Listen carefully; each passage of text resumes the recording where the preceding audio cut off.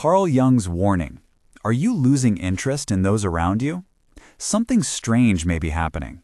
You find yourself pulling away from conversations that once felt effortless. You skim past invitations, and the hobbies that used to light you up now feel thin, like wallpaper you no longer notice. It's disorienting. It can feel like a slow cooling, and you wonder, have I become cold, or is something deeper unfolding? Before you judge the change, take a breath. There's a way to look at this that doesn't start with blame or diagnosis. Carl Jung, who explored how we grow into more conscious selves, pointed to phases in life where the world you once inhabited no longer fits. He wrote that there is no coming to consciousness without pain. That isn't a doom sentence, it's an observation. Becoming more awake often costs us the comfort of old meanings. This shift, losing interest in people and places that used to matter, can be a kind of psychological signal, a frequency shift in who you are. It can be a stage of individuation, the slow, sometimes lonely work of separating the self that was shaped by roles and expectations from the self that wants authenticity. If that sounds like what you're experiencing, stay with me. If you'd like a short guided reflection to use while you listen, there's a gentle guide linked below that follows this exact process. Consider it an invitation, not a cure-all. Think of your inner life like a radio. For years, you tuned into a station that played a familiar soundtrack. The music of family expectations, peer approval, habits, cultural narratives. Conversations and activities matched that station. They resonated. But lately, the dial has been nudged. The signal you once received clearly now comes through as static. Friends are still there, the parties still happen, the jokes are the same. Yet they no longer register as meaningful. When you sit in a group and the discussion slides into gossip, you find yourself withdrawing inwardly. Not because people are worse than before, but because your internal antenna is picking up a different frequency. The same applies to work routines, rituals, and religious practices. They can lose their magnetic pull not because they are inherently wrong, but because they no longer fulfill the needs of who you are becoming. Imagine a caterpillar inside its cocoon. From the outside, it looks like withdrawal, inactivity, even loss. Inside, however, complex reshaping is underway. Tissues are reorganizing. Something entirely new is being built from what once was. That cocoon phase can feel like isolation and grief. You might feel guilty for wanting distance or ashamed for no longer recognizing your old attachments. That is normal. Jungian psychology would suggest that this withdrawal can be a form of incubation, painful but potentially creative, where projections you once made onto others begin to dissolve. Projections are a simple idea with big consequences. For much of our lives, we unconsciously project qualities onto people and things. We imagine a friend as a certain kind of ally, or we assign meaning to a routine because it represents who we think we are. In doing so, we outsource parts of our inner life. When you awaken, one of the first signs is that these projections start to peel off. The person you always relied on to feel safe is suddenly just a person with limits and contradictions. The job that used to validate you feels like a role you adopted rather than a calling you chose. This withdrawal of projections is painful because it strips away easy sources of identity. But it's also clarifying. As projections fall away, you begin, slowly and painfully, to reclaim what belongs to you. To see how this plays out in everyday life, picture 4 short scenes. You're at a dinner with friends. The chat loops around the same grievances and small triumphs, and jokes that used to make you laugh now sound hollow. You find yourself smiling out of habit while your attention slides toward the window, thinking about something only tangentially related to the topic. You leave feeling tired rather than connected. You're invited to a party and realize halfway through you're counting down the minutes until you can leave. The group's energy feels shallow. You can participate, but it feels performative, as if you're wearing someone else's mask. You don't want to explain why you're detached, and so you exit with a polite excuse and go home feeling strangely relieved. You watch a movie that used to thrill you.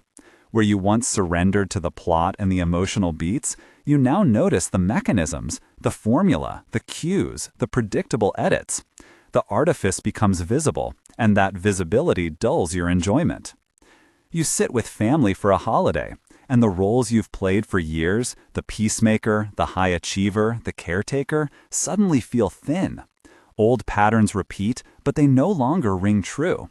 You might feel a pang of sadness at realizing your relationships were partly built around a story you told about yourself and not solely around who you genuinely are. None of these scenes mean something is wrong with you. They are signs. Signs that the internal architecture that supported those interactions is shifting. So what's going on beneath the surface? Two core ideas help explain this. First, individuation. This is Jung's term for the process of becoming a distinct, more integrated self. Individuation is not isolations for isolation's sake. It's a move toward wholeness. Aspects of you that were neglected or denied come into view. When you begin to own those parts, your longings, your tastes, your moral sense, it naturally changes the kinds of people, conversations, and activities that feel nourishing. The world doesn't change immediately. Your relationship to it does. Second, the withdrawal of projections, which we already sketched. When you stop unconsciously loading other people with the task of reflecting your worth back to you, the mirror goes dark. That loss of reflected identity can feel like abandonment, but it also frees you to see others as they are, rather than as mirrors of your unmet needs.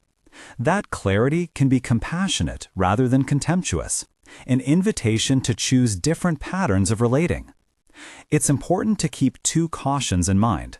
One, this experience may overlap with depression or burnout, and sometimes it is those things.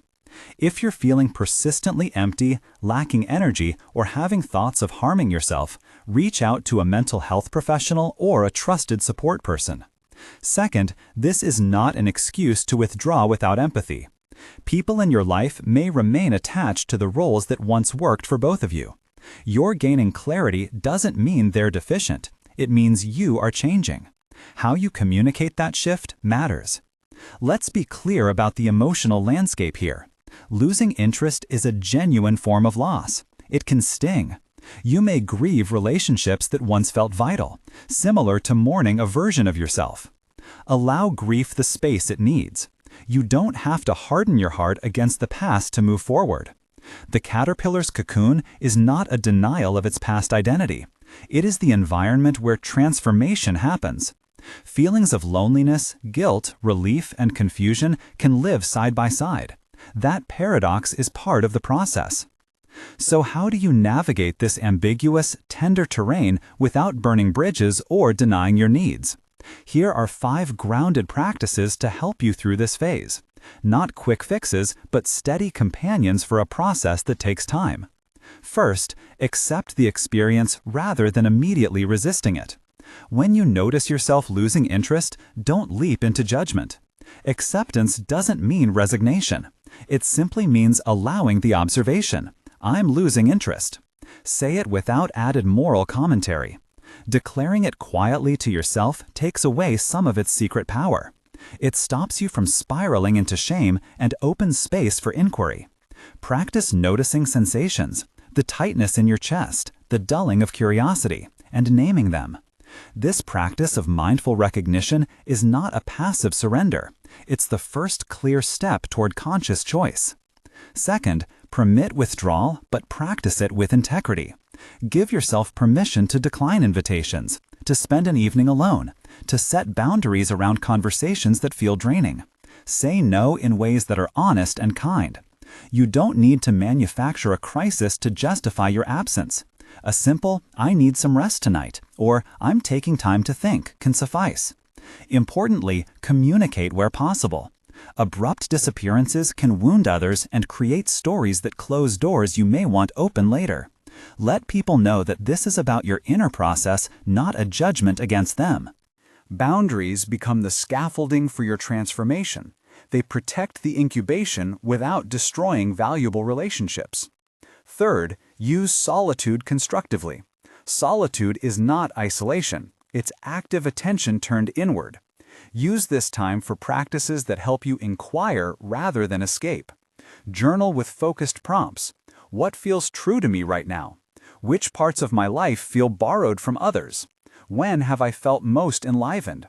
Try writing letters you don't send, walking without headphones, or doing a short evening reflection where you list 3 sensations you felt during the day.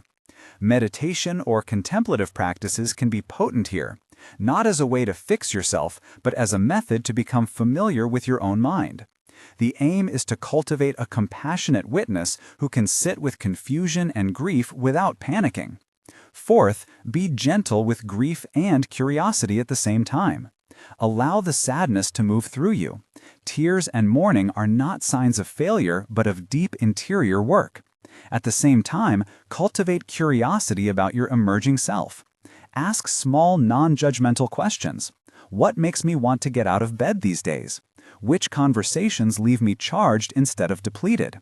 What activities, even small ones, awaken a sense of meaning? Curiosity keeps you from falling into 2 traps, either numbing out to avoid discomfort or rigidly clinging to a previous identity to avoid loss. One practical tool here is to create a curiosity list. Gather experiments. Attend a quiet pottery class. Read a book outside your usual genre. Have a short conversation with someone you don't usually talk to. Then notice which items spark warmth. Fifth, stay open to new, more conscious relationships without shutting doors on old ones. As you shift, your social field will naturally reorganize. Some friendships may fade, others will deepen. Invite conversations about change rather than making unilateral declarations. When someone you care about asks what's different, you can say, "I'm noticing some changes in what nourishes me. I still care about you, and I'm trying to understand how to be present without losing myself." That kind of communication preserves dignity on both sides.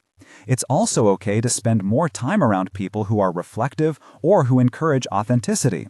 Seek spaces where vulnerability is modeled, not shamed. Alongside these steps, keep a practical routine that supports clarity: regular sleep, modest movement, and consistent meals. Physical disarray can exacerbate emotional confusion. Simple rituals, a morning tea without screens, a 10-minute walk, or a weekly check-in journal entry, create the container in which inner work can actually happen. You may also find it useful to test small re-engagements. If you notice your attention sharpening during certain activities, lean into those selectively. Volunteer for an organization whose mission resonates with your emerging values, or join a reading group that explores questions you find meaningful. Activities that are soul-aligned tend to be slower to scale, but more sustainable. The goal is fewer commitments, deeper investment. Remember, this is not a binary path where you either retreat forever or reintegrate seamlessly. There will be back and forth. One week you'll crave solitude, the next you'll long for communal warmth. That oscillation is normal and often healthy. The work is not to force constancy, but to develop steadiness, the capacity to make choices informed by inner clarity rather than reactive habit. It's worth saying again, don't weaponize this process. It's easy to use newfound clarity as a measuring rod against others, to feel superior for seeing through social niceties. Resist that. The healthiest version of individuation is humble. It recognizes that everyone is at a different point in their journey. Grace toward those who remain in older patterns will neither slow your transformation nor cheapen it. In fact, compassion can be one of its crowning fruits. What could the future look like after this phase? If you allow the cocoon to do its work, you will likely emerge with a smaller but more resonant circle. Conversations will tend to be deeper rather than broader. You'll find activities that feel less like performance and more like vocation. The music your inner radio plays will change, less static, more frequency. You won't be immune to loneliness, but your loneliness will be different, quieter, with a steadier sense that the solitude is by choice and not by accident. This does not mean you will end up alone. It means you will be more deliberate about who and what you let into your life. You'll likely form what Jungian practitioners sometimes call conscious relationships. Connections formed not out of unmet dependency, but from mutual recognition and choice. These relationships can be fewer in number and richer in depth. As this new life takes shape, bear in mind the social complexities. People around you may interpret your withdrawal as rejection. You will need to practice patience both with yourself and others. Some relationships will need time to recalibrate. Some will be lovingly let go. Both outcomes are part of the natural sorting process of an interior transformation. If you ever feel overwhelmed by the change, remember to anchor in basic support systems. Reach out to a trusted friend and say, plainly, I'm going through something. Would you be willing to listen? Find a therapist or counselor if the feelings include prolonged numbness, despair, or any thought of self-harm. Seeking help is a sign of strength and prudence, not failure.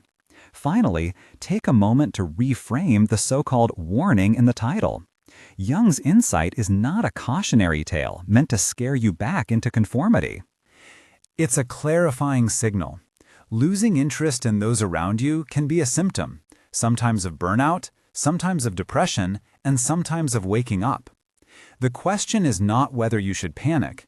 The question is whether you will meet this shift with curiosity, care, and clarity. If it is awakening, treat it as precious and precarious. If it is illness, treat it with the seriousness it deserves. Often, the path requires both gentleness and honest action.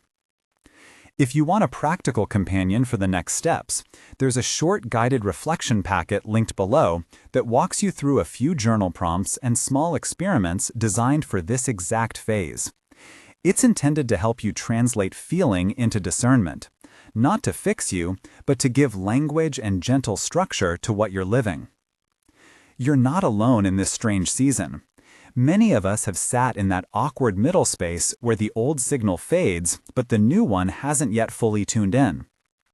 The pain you feel is not proof you failed. It's frequently the price of greater consciousness. Allow the grief and curiosity to coexist. Protect your time.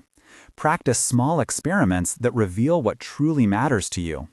Speak with kindness to people who were once your anchors, and speak with honesty when you can. The result will likely be fewer relationships, but relationships that are more awake, more honest, and more nourishing. That is the life this warning points toward, a life where you are less captive to inherited scripts and more available to what resonates with your soul. If this message landed with you, consider leaving a short comment about one small way your interests have shifted recently. One tiny sign that something inside you is different. And if you'd like deeper prompts to reflect on this process, download the guided reflection linked below. No promises about timelines or easy fixes, just a companion for the work. Take care of yourself, and remember, changing interest isn't necessarily loss without gain. It can be the doorway to a truer life.